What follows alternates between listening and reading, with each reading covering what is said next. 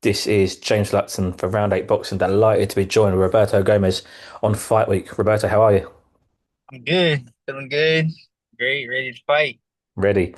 Um, let's go back a little bit first of all before we come on to fight night coming up. I want to talk about your amateur career. A lot of fights and a lot of wins. Correct me if I'm wrong, 127 wins, 27 losses. Yes, sir. What was in your words, your amateur career like? Uh, my amateur career. I mean, it was.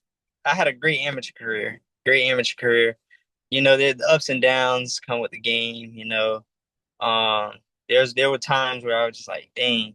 You know, like I felt like quitting boxing or just stopping. But my coach was always like telling me like, you got to think like these guys have been doing this longer than you. They started before you and things like that. But I started at the age of 11. So for me to start at that age and then be to where I'm at or where I was in the amateurs and like right there with those guys, that was pretty good. You mentioned there you came close to quitting a couple of times. Can I ask why? Um, I was, I just, it was a certain point in time where like I was losing. I think I lost like 5 or 6 amateur fights straight, but these are at national tournaments. So like, you know, I was like losing to high level guys, and like in my eyes, I'm thinking like, what am I doing wrong? You know, like, am I any good or anything like that? But then like my coach is always telling me like, he's like, you're good. It's just a little more. You need just push a little more, do this a little more, do that a little more, and then that's what I was doing. You know, but I never once quit. I always stayed consistent, did a little here, did a little there, just in certain like with muscle building, conditioning, and things like that. I just always stayed consistent. How do you overcome doubts and lack of self confidence at a young age in boxing? Um, it it it comes from like how I grew up. Like if somebody was to tell me you couldn't do this or couldn't do that, like I was gonna show you that I could do it. Even as a little kid. So like when they told me, "Oh, you can't do that, you can't do that. Like you're too small." And I'm like, "I'm gonna show you I can do it regardless if I'm small or not." So like I transitioned that from, my daily life into boxing. So it was just always in me. You mentioned you lost a few fights in a row, but it was at the sort of highest level, national championships, things like that. Who was the best you came across? I think you fought Xander Zayas at one point. Obviously, he Yeah. went on to be very successful as a professional.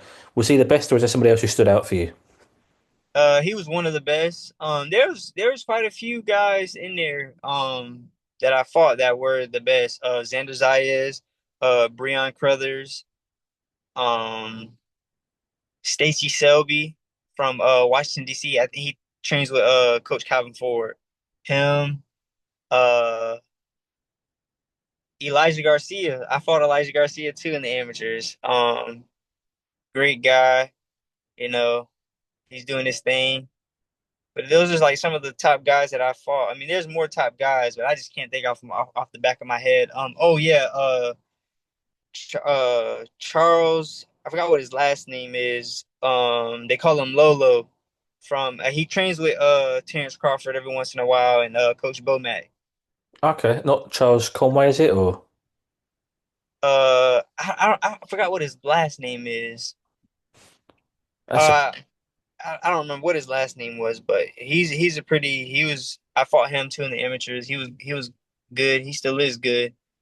But I mean, there's a lot of top guys that I fought that I can't think off the back of my head. But there's some killers out there. no, absolutely.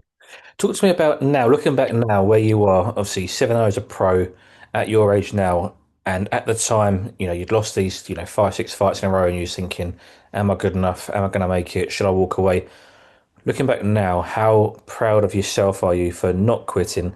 And what lessons would you say you learned from back then? I now I just tell myself like, dang, like I'm glad I didn't quit because in the position that I am now, who I'm with. who I'm signed with, Omari and Eric. You know, I feel like everything happened for a reason, and I give a lot of thanks to my coach because when I didn't believe in myself, he believed in me. Like he never was like, "Oh, I don't believe in you." He always believed in me, regardless if I didn't believe in myself or not. Like he always did. So, you know, like I give like praise and like everything to my coach because like he was there since day one. Like he was like a second father to me because I started at 11 and I was always with him, always with him. So but now I like as I look back, I'm like, dang, like everything that I wasn't doing when I lost all those fights, everything that I wasn't doing, I'm doing now, and I'm doing more of. So that's the biggest thing. No, absolutely. You mentioned you started boxing at 11 years old. What were the circumstances around that? Why did you start boxing? I was always I was always going around trying to like everybody in the neighborhood and like the apartments where I live. I would go around and my friend at the time, Carlos Lopez, I didn't know he boxed, but he would like because I seen how he had like real good like hands. So I was like, I want to like teach me a little something. And he would, and then I would ask him like, let me borrow two pair of gloves. So I borrowed two pair of gloves, and he told me I could keep them. So I would go around, and whoever had a son that was around my age, I was like knocking on the door. I was asking like, man, like throwing the gloves, and we're throwing the gloves, and just started from there. And then one day I was going to the candy lady, and my coach was picking my best friend up to go to the gym, but I didn't see my friend because he was leaning back in the truck. And then my coach goes, "Hey, kid!" And I stopped. Look, I didn't know whether to say anything or run because, like, like I don't know who you are. I'm not just gonna talk to a stranger. And then my friend like popped up and he goes, "Hey," he goes, "RJ, come here." He goes, "This is my coach." So I came up to the truck and he's like, "So you're the kid that he's been telling me about that, you like to go around fighting everybody." I was like, "Yes, sir." He goes, you want to start boxing?" I was like, "Yes, sir." He goes, "Well, be at my gym tomorrow at 4:30." And ever since then, like I ran straight home. I didn't go to the Kennedy League. I went straight home and told my mom, like, "Hey, tomorrow at 4:30, you're gonna take me to the gym behind Bravos, and I'm gonna start boxing." And yeah, the rest is history, and just stuck with it. Take me back to that first day when you went to that gym, 4:30. Relive it. What was that like for you? And it was just like I was so nervous, but at the same time I wasn't because there was people there that I knew. So, I was kind of comfortable. And then um it's like having a whole bunch of brothers in the gym. That's just how it was. Like everybody was like, "Oh, I'm such and such, nice to meet you." Did you like first day and everything like that. And then as time went on, we were traveling together, eating dinner together, going to tournaments and like one day club shows together. So, it was great. And then like my first time sparring, I was asking my coach, I was like, "Can I spar? Can I spar?" And he goes, "No, you're not ready. No, you're not ready." And I was probably like three weeks to a month in, and he was telling me, he was like, "You're not ready, you're not ready." So I'm like, "Come on, coach." So I'll leave it alone, come back, ask him again, and he goes, "You know what?" He goes, "If you get your butt whooped," he goes, "I don't want to hear nothing." So I'm like, "All right." So I got in there, and my first sparring partner, his name was Robert Varnado. And we were sitting there sparring. He got the best of me. He put it on me. And I came back the next day, and then my coach, he told me straight up, he was like, "I didn't think you were gonna come back." I came back the next day, and I was like, "I want to spar him again," and I put it on him. And then ever since then, it was just back and forth, back and forth. So And you caught the bug, and here you are today.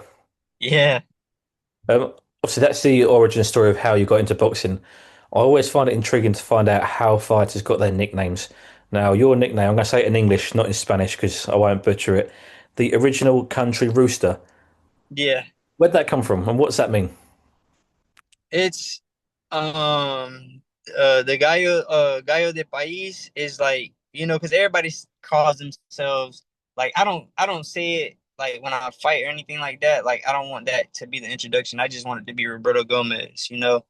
But that is like, everybody has the, El Gallo or, this, I'm from the country. Like, like I'm from the country. Like I grew up, fishing, hunting and things like that. And my dad had roosters.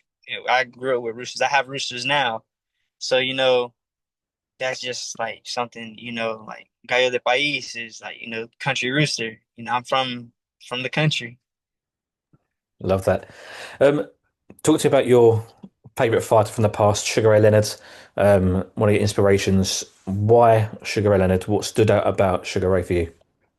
He's very classy, very humble. But when he got in the ring, it was business, straight business. He didn't sugarcoat, anything. He kept it professional on the outside, but when press conference and everything like that would come around, that's when you would see like, this guy is serious. And, I feel like that's how, boxing should be now. Like, back then those guys hated each other. But after the fight, you know, we're good. Shake hands, beat. It's a gentleman's sport.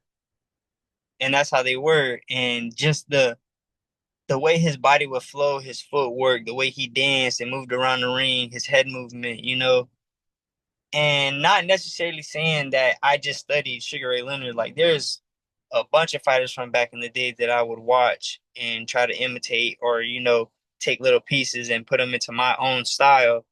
And even fighters of today's generation, so that's why, because he was really he was a people's person. He was a people's champ. It's interesting you mentioned about the old era fighters and the way they were. It's a gentleman's sport. You go in there, you earn the respect of your opponent, etc. But beforehand, like you say, there was hatred at times. It was not like it is nowadays, especially with social media. Yeah, I want to mention one of your current favorite fighters in Gervonta Tank Davis, and I want to get yeah. your thoughts on him fighting Jake Paul because this is an exhibition. It's not real boxing, let's say. What do you make of that? Um, Aside from I him don't, shooting the bag, I don't agree with it on the boxing side, but as far as the business side, I do agree on because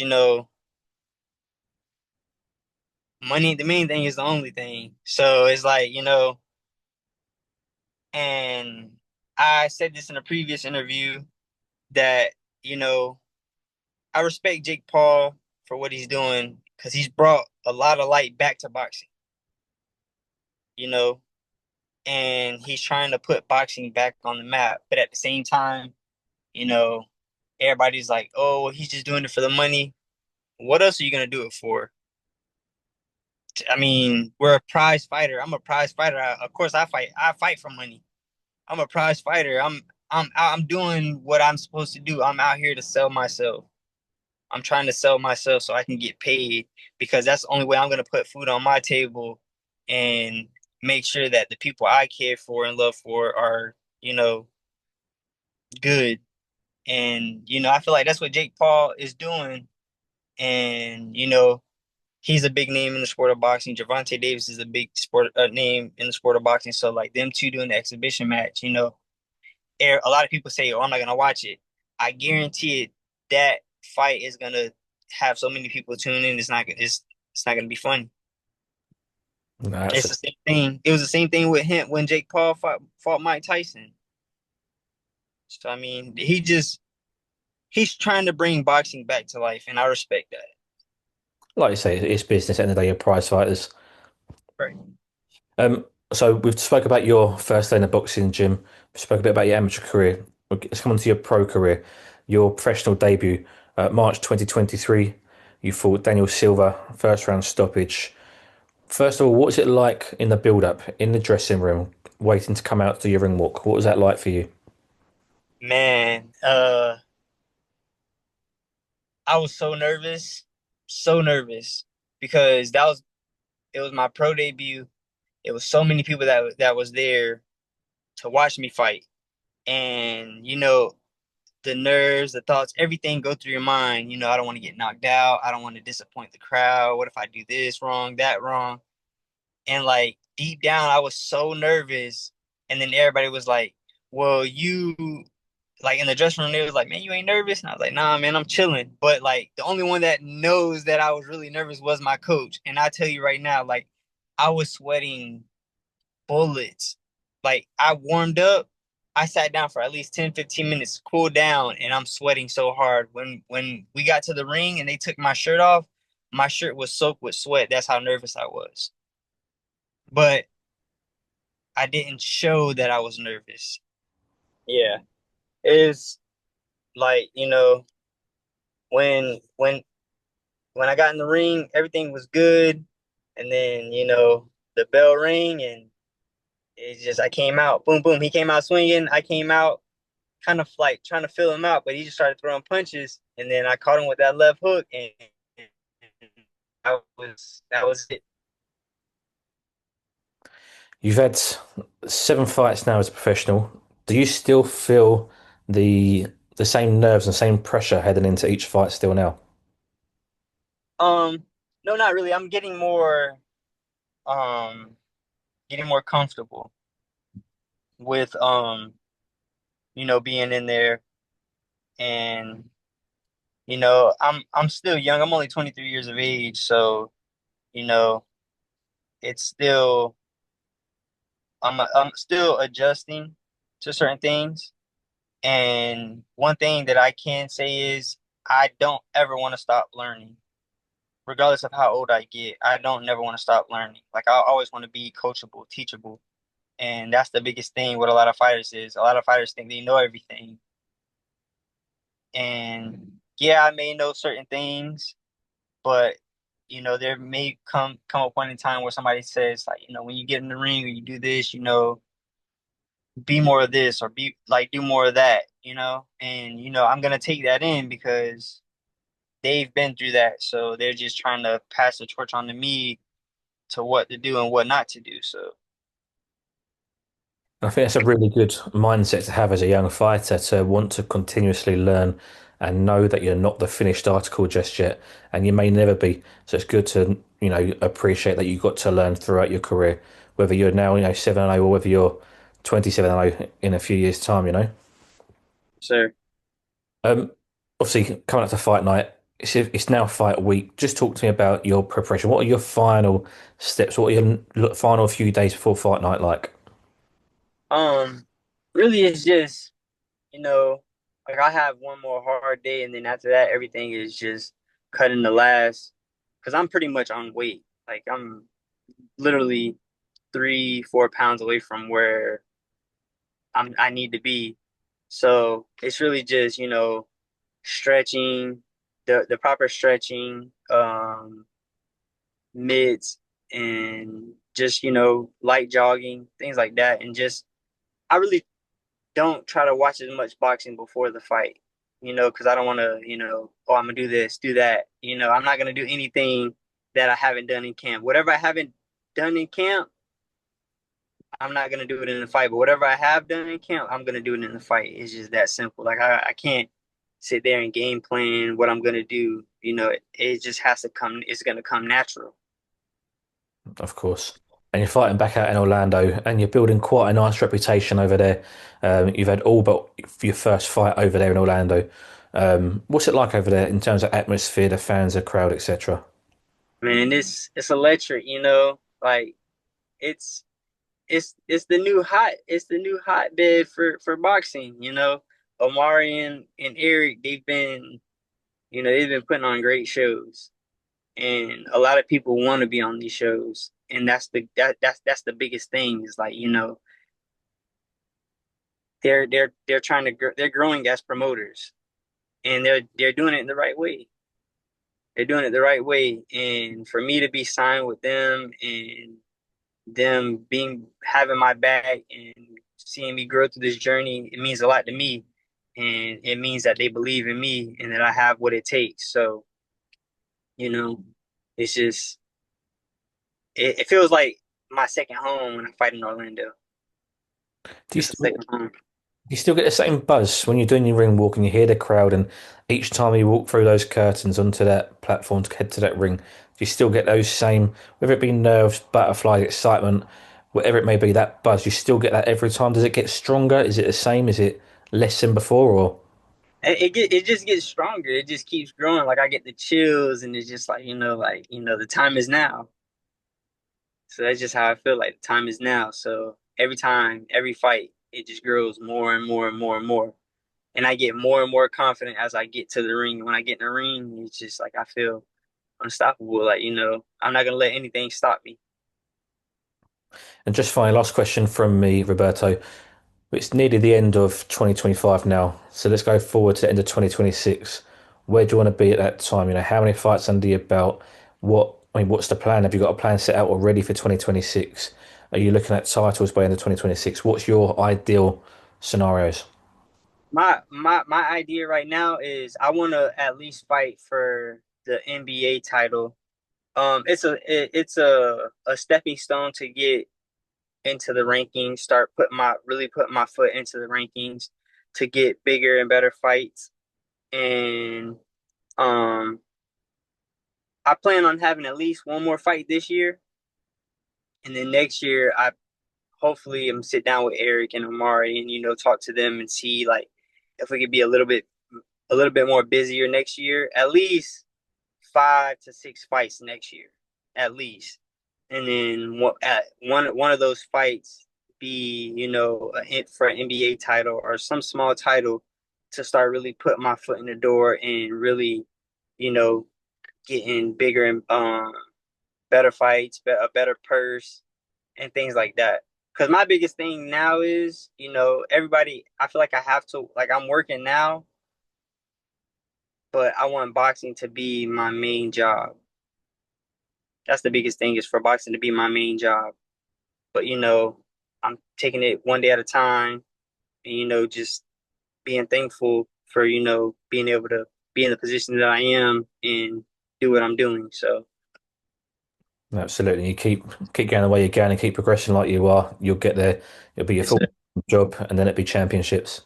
Yes, sir. But I thank you very much for your time. Appreciate it. Thank you.